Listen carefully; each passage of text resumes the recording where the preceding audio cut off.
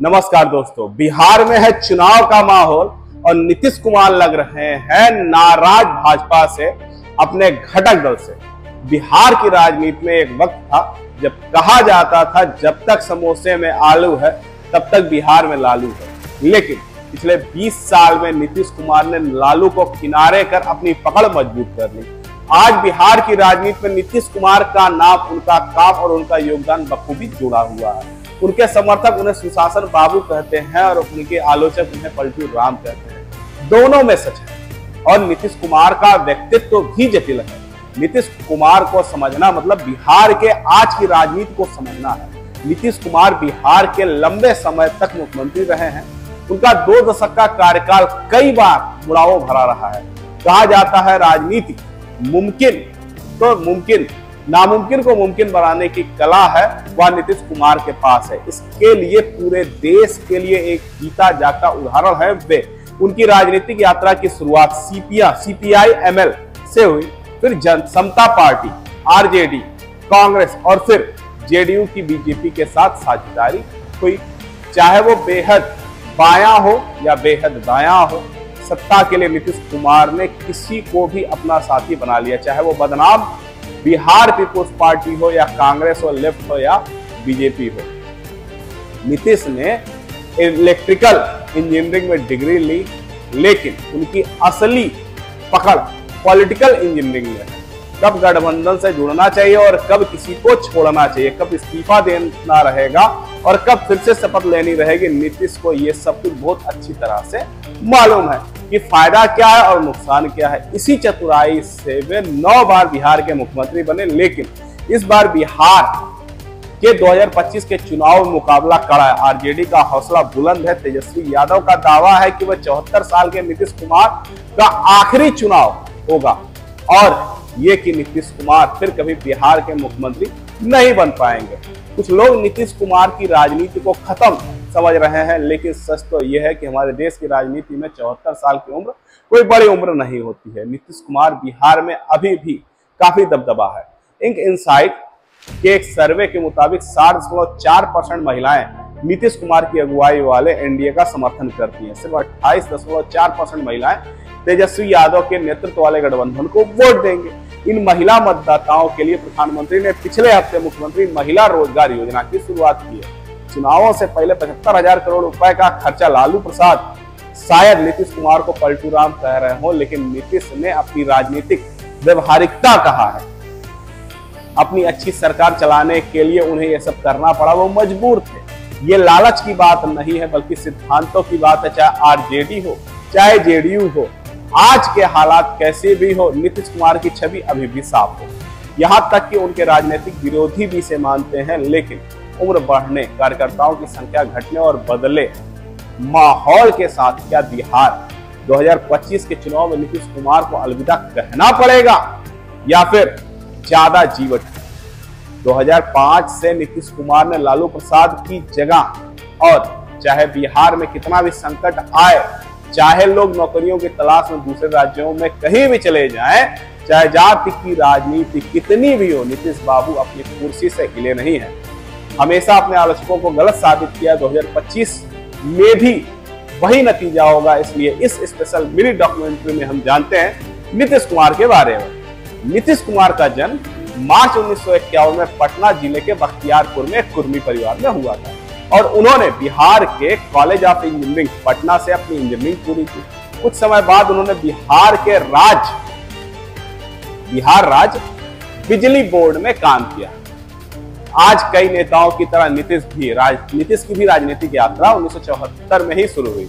वे JP आंदोलन में शामिल हुए। इस दौरान नीतीश कुमार को भी MISA के तहत गिरफ्तार किया गया था, जो उस समय का एक NSA कानून था।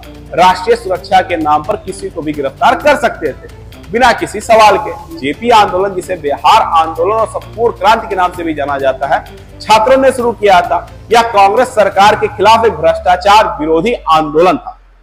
बिहार के नेता जैसे लालू प्रसाद यादव, सुशील मोदी इस आंदोलन में शामिल हुए।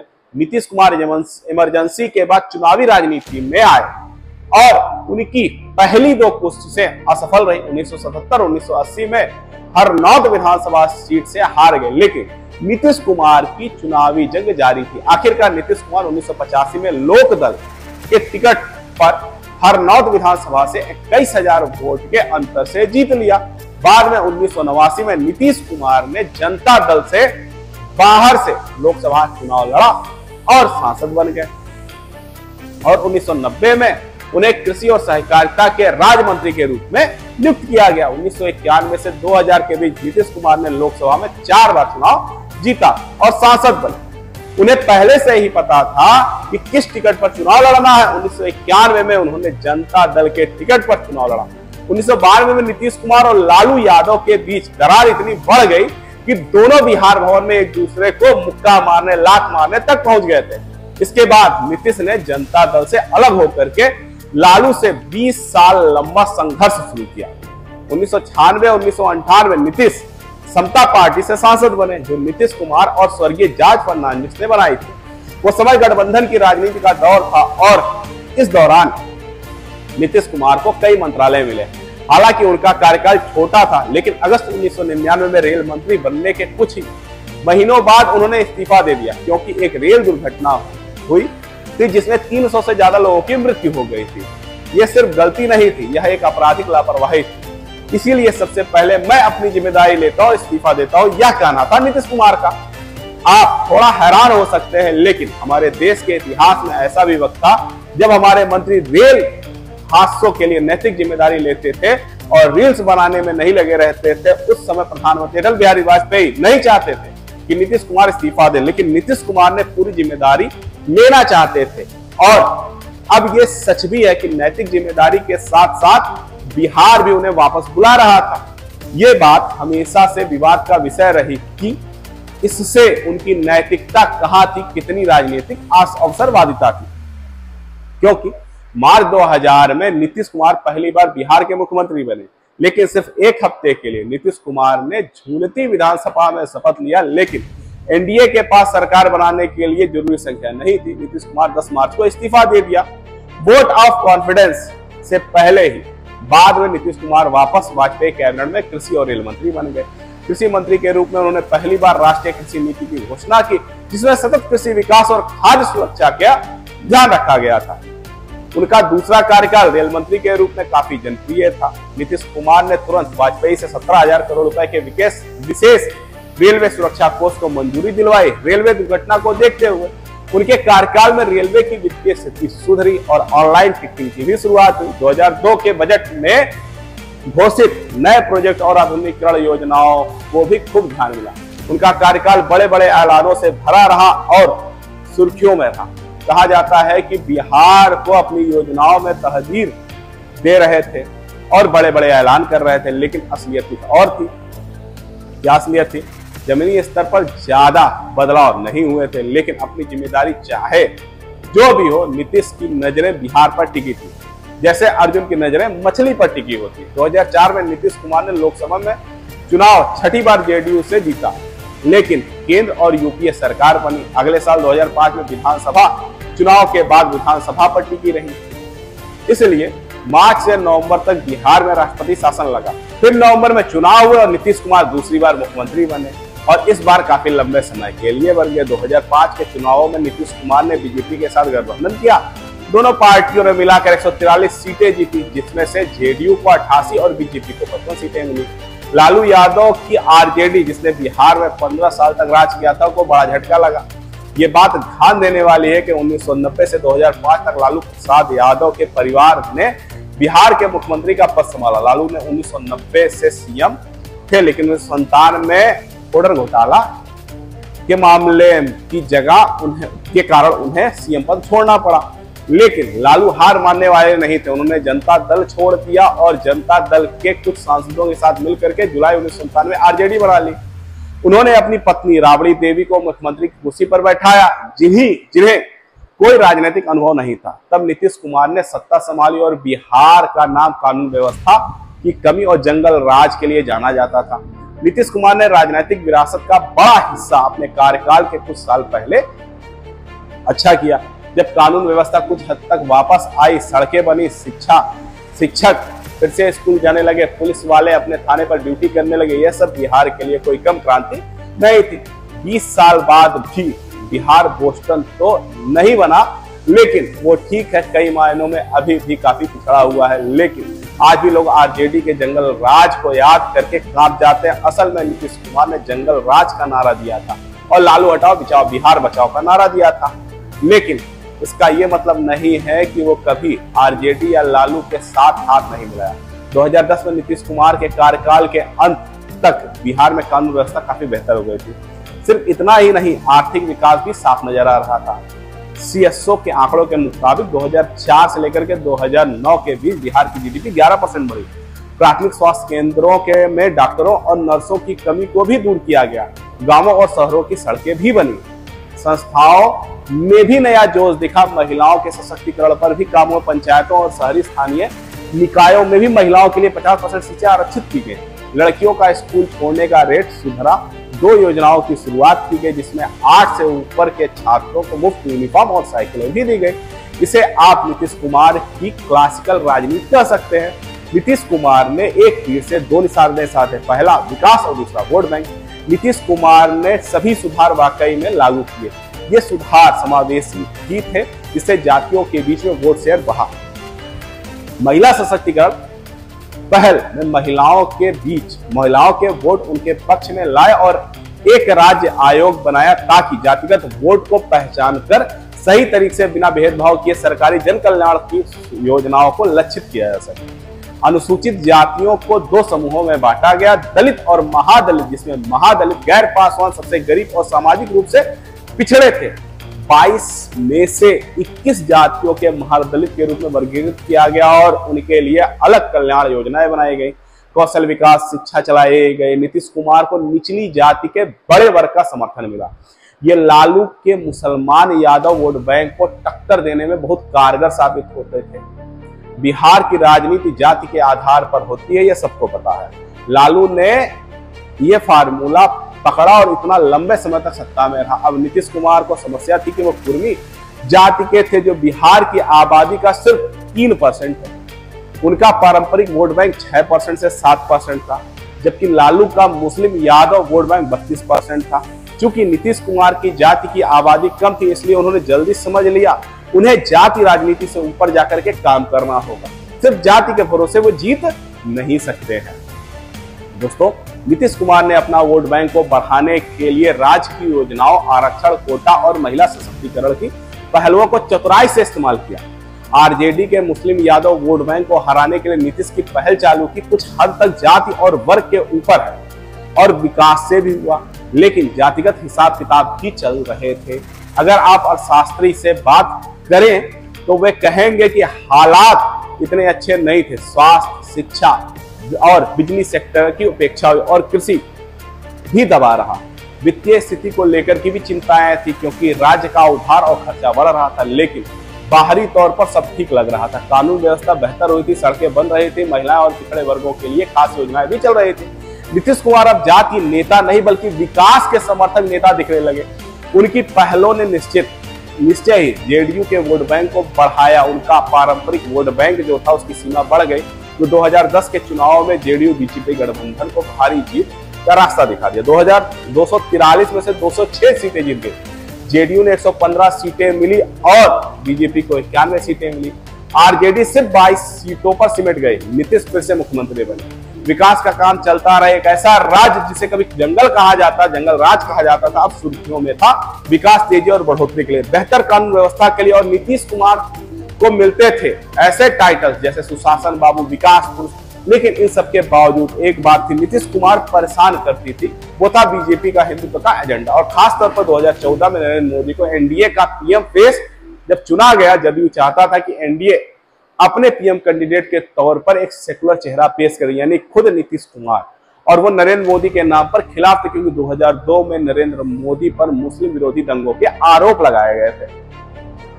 संघर्षण ठाकुर की द कारवां की रिपोर्ट के मुताबिक जब लुधियाना में एनडीए रैली हुई थी और नीतीश कुमार को अपनी गुजरात के साथी नरेंद्र मोदी के साथ मंच साझा करने में मन नहीं लग रहा था, तो वो मोदी के साथ मंच पर दिखना तक नहीं चाहते थे। लेकिन अडवाणी जी के कहने पर अनमना होकर के भी मंच पर गए जैसे ही वो रैली में पहुंचे, नरेंद्र मोदी ने मंच पर नीतीश कुमार का हाथ पकड़ लिया और जीत का संकेत दिखाया। ये देखकर नीतीश और भी ज्यादा नाराज हो गए, क्योंकि अगले दिन की खबरों में ये पल इंडिया की एकता के तौर पर दिखाया गया। नीतीश को अच्छी तरह पता था कि उन्हें इस रैली में मोदी की छवि चमकाने के लिए लाया गया है।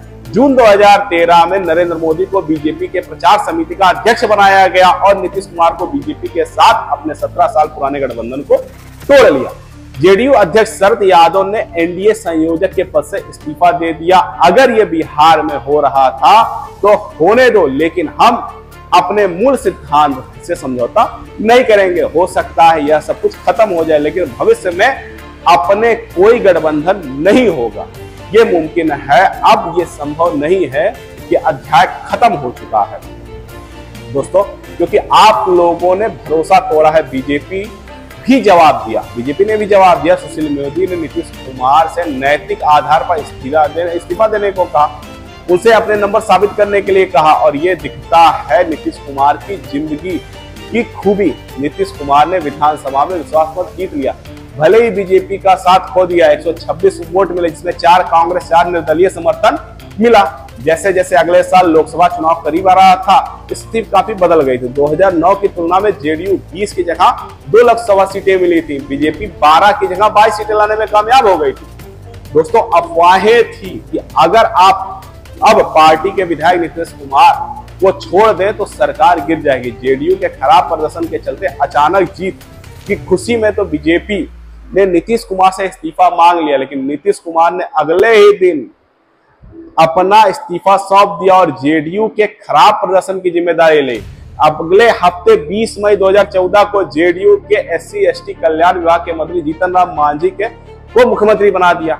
मांझी मुसहर समुदाय के पहले मुख्यमंत्री बने, वो जो सबसे पिछड़े महादलित समुदायों में से एक थे। सिर्फ 3 दिन बाद जब वो मुख्यमंत्री बने, बिहार विधानसभा में विश्वास मत पेश किया गया।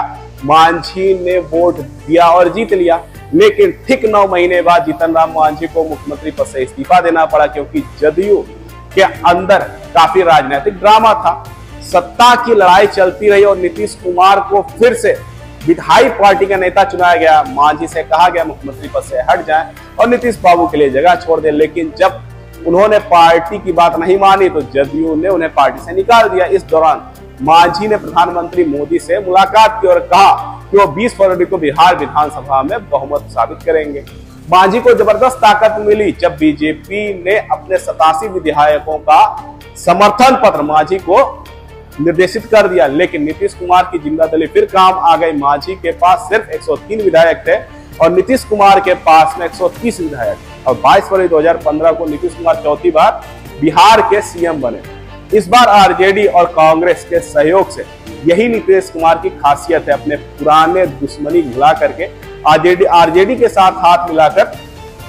कहा जाता है कि 2014 में नीतीश कुमार के बाद लालू ने नीतीश को फोन किया और कहा, हार के झटके में उन्होंने कहा हमें अपनी अलग अलग बातों को भूलना होगा और साथ आना होगा, हमें गठबंधन बनाना पड़ेगा। और लालू ने भी नीतीश कुमार से कहा कि चाहे चुनाव का नतीजा कुछ भी हो, नीतीश ही मुख्यमंत्री होंगे। लालू जो बॉर्डर घोटाले के दोषी पाए गए थे, चुनाव लड़ नहीं सकते थे, उन्होंने अपने 26 वर्ष के बेटे तेजस्वी यादव को उप मुख्यमंत्री पद के लिए रखा। जेडीयू आरजेडी कांग्रेस की महागठबंधन ने बिहार विधानसभा का चुनाव में जबरदस्त जीत हासिल की। 243 में से 178 सीटें मिली। नीतीश कुमार 5वीं बार मुख्यमंत्री बने। लालू के बेटे तेजस्वी यादव उप मुख्यमंत्री बने, जबकि आरजेडी सबसे बड़ी पार्टी थी। यह नीतीश के बिहार विधानसभा में लगातार तीसरी जीत थी और इसके पीछे कई वजहें थी, जिसमें सुशासन बाबू के रूप में लोकप्रियता लगातार बढ़ रही थी। बीजेपी केंद्र में तो चर्चा में थी, लेकिन बिहार में कोई बड़ा स्थानीय नेता नहीं था। प्रधानमंत्री मोदी 2014 के सफल अभियान के बाद 2015 बिहार चुनाव में नीतीश कुमार का प्रचार प्रशांत किशोर ने संभाला। मोदी और प्रशांत किशोर के बीच में खटास थी। नीतीश कुमार के अभियान को बड़ा फायदा पहुंचाया, क्योंकि नीतीश का बिहारी बनाम बिहारी वाला कैंपेन लोगों को खूब पसंद आया। नरेंद्र मोदी और अमित शाह पर निशाने साधते हुए नीतीश कुमार अक्सर रैलियों में कहते थे, बिहार का विकास बिहारी से होगा, बाहर वालों से इतना ही नहीं होगा। नीतीश कुमार ने राजनीति के खेल को खेला कैसे जाता है ये समझाया। यह भी दिखाया कि मुजफ्फरनगर में भाजपा की रैली के दौरान मोदी ने नीतीश के डीएनए में कमियों को बताया। भाई बहनों, अब मुझे लगा कि शायद डीएनए में कुछ गड़बड़ है। नीतीश कुमार ने मौका देख करके इसका फायदा उठाया और बिहार की जनता से कहा अपने डीएनए का नमूना भेजो। कहा कि मेरा डीएनए ठीक नहीं है। आज बिहार के लोग अपने बाल और नाखून काट करके डीएनए टेस्ट का नमूना जमा करेंगे और भेज देंगे। मुझे बताया गया है कि कल डीएनए सैंपल प्रधानमंत्री कार्यालय में भेजे जाएंगे अध्ययन के लिए। इसके बाद डीएनए सैंपल प्रधानमंत्री मोदी के कार्यालय में भर भर के आए। इसके अलावा नीतीश की महिलाओं के सशक्तिकरण की योजनाएं, महिला वोटरों का झुकाव नीतीश की तरफ बढ़ता गया, लेकिन उनका नया वादा सब कुछ बदल गया। चुनाव प्रचार के दौरान नीतीश कुमार को गांव में महिलाओं को बार बार शिकायतें सुनने को मिली कि गांव में शराब की दुकान है, यहाँ पुरुष अपनी कमाई का खर्च कर देते हैं और फिर घर में शोर शराबा होता है। यह सुनते ही नीतीश कुमार ने एक बड़ा जोखिम उठाया और ऐलान किया कि अगर वो फिर से मुख्यमंत्री बने तो बिहार में शराबबंदी लागू होगी। इस घोषणा ने न सिर्फ दलित और पिछड़ी जाति की महिलाएं बल्कि ग्रामीण इलाकों की ऊंची जाति की महिलाएं भी खुश हो गई, क्योंकि बिहार में शराब बहुत बड़ी समस्या बढ़ गई थी। और मुख्यमंत्री बनने के सिर्फ 6 महीने के बाद अप्रैल 2016 में नीतीश ने शराब की बिक्री और सेवन को पूरी तरह से पाबंदी लगा दी। बिहार की महिला इस कदम से बहुत खुश हुई। यह सामाजिक व्यवस्था बनाए रखने में भी मदद कर रहा था, लेकिन अपने राजस्व की हानि और लागू करने का खर्चा, इन नीति की काफी आलोचना हुई, क्योंकि नकली शराब की समस्या बढ़ गई, राजस्व राज्य को नहीं मिला और कई लोग नकली शराब की वजह से मारे गए। फिर भी इस फैसले में महिलाओं में जबरदस्त समर्थन मिला, इसलिए इसे वापस नहीं लिया गया। बिहार की राजनीति में अगला बड़ा मोड़ आया 2017 में, जब नीतीश कुमार ने फिर मुख्यमंत्री पद का शपथ लिया। इस बार वजह थी उप मुख्यमंत्री लालू के बेटे तेजस्वी यादव पर लगे भ्रष्टाचार के आरोप। नीतीश चाहते थे कि तेजस्वी इस्तीफा दें, लेकिन लालू इसका पक्ष में नहीं थे। जेडीयू गठबंधन में जूनियर पार्टनर होने के बावजूद नीतीश को मुख्यमंत्री बनाया गया था। आरजेडी के नेता इससे पहले ही नाराज थे और हर दिन नीतीश कुमार को निशाना बनाते रहते थे।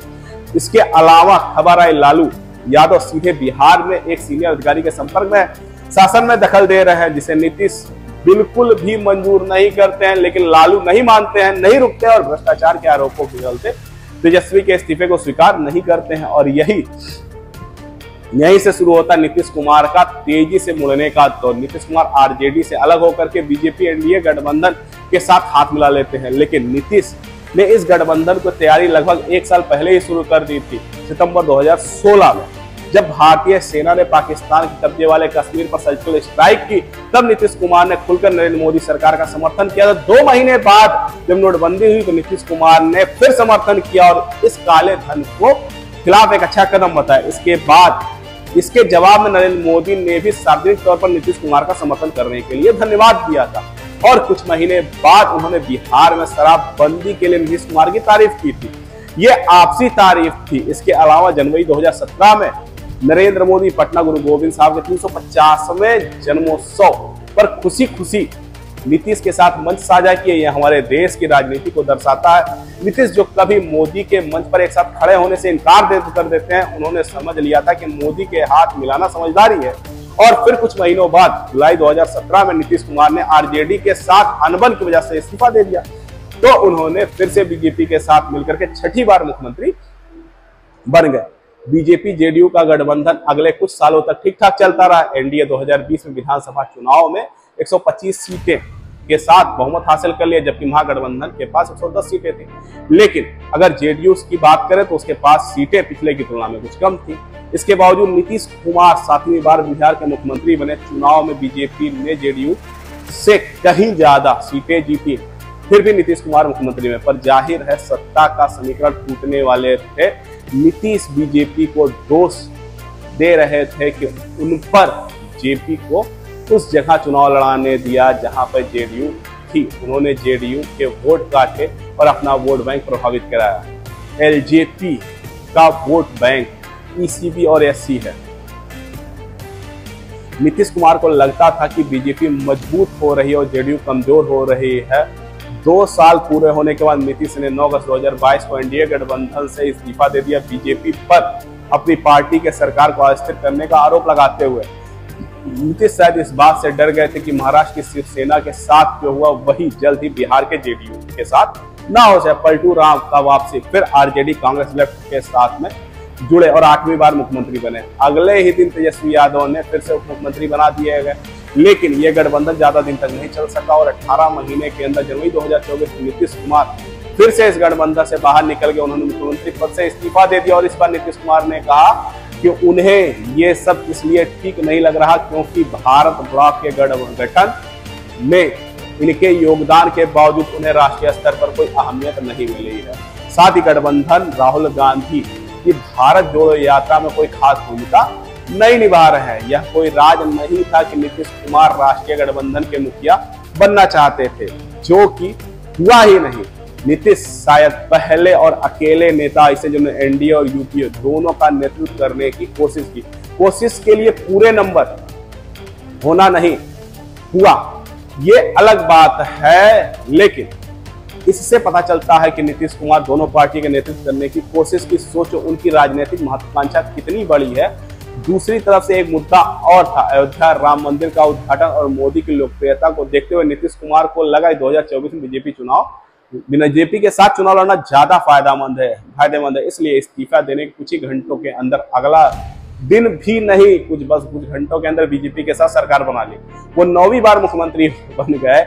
अगर किसी के पास ऐसी जरूरी नेता है जो नीतीश कुमार जैसा होना चाहिए, आज बीजेपी में, कल आरजेडी में, परसों कांग्रेस में और अगले दिन फिर बीजेपी में और फिर आरजेडी में, फिर कांग्रेस में, जो भी सही लगा उसके साथ में गठबंधन किया। हैरानी की बात यह है कि जेडीयू कभी अकेले सरकार बनाने में कामयाब तो नहीं हुई।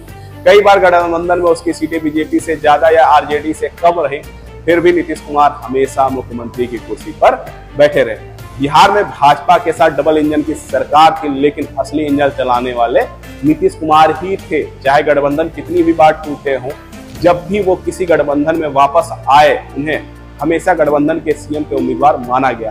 यहां तक कि इससे ताकतवर भाजपा भी अब तक बिहार में अपनी मजबूत पकड़ नहीं बना पाई है और ज्यादातर नीतीश कुमार के हिसाब से ही नाच रही है। अब देखना यह है कि आने वाले चुनाव में, बिहार के चुनाव में क्या होगा। अभी तक बिहार में एनडीए गठबंधन का चेहरा नीतीश कुमार ही है और वो कह रहे हैं कि वो कहीं नहीं जाएंगे, एनडीए की तरफ से ही चुनाव लड़ेंगे। लेकिन 2 दशकों के लंबे कार्यकाल के बाद इस बार नीतीश कुमार के खिलाफ विरोध जरूर है। ऊपर से उनकी सेहत को लेकर के भी बड़ी चिंता है। पिछले कुछ महीनों में वो बाइडेन जैसे दिखने लगे हैं।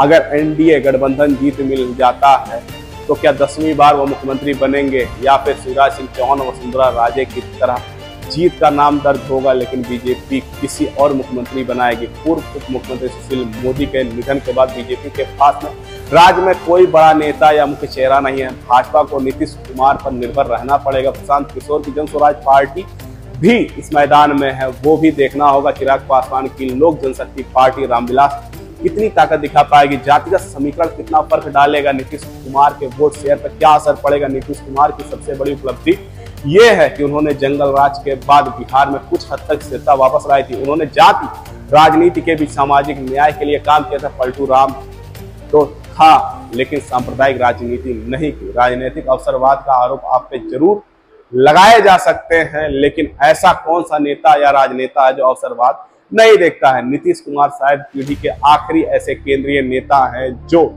किसी के लिए खतरा नहीं और सभी के लिए स्वीकार है, और शायद यही उनकी लंबी राजनीतिक यात्रा का राज है। वे पक्षपाती नहीं थे, वे नफरत की राजनीति नहीं करते थे। आप उन्हें पलटू राम या सुशासन बाबू कह सकते हैं, लेकिन ऐसे बड़े राजनीतिक नेता खासतौर पर क्षेत्रीय स्तर पर धीरे धीरे खत्म हो रहे हैं। क्या इसी एक नेता, एक पार्टी के साथ आगे बढ़ते रहेंगे? यह इन्फॉर्मेशन आपको कैसा लगा कमेंट करके बताइए।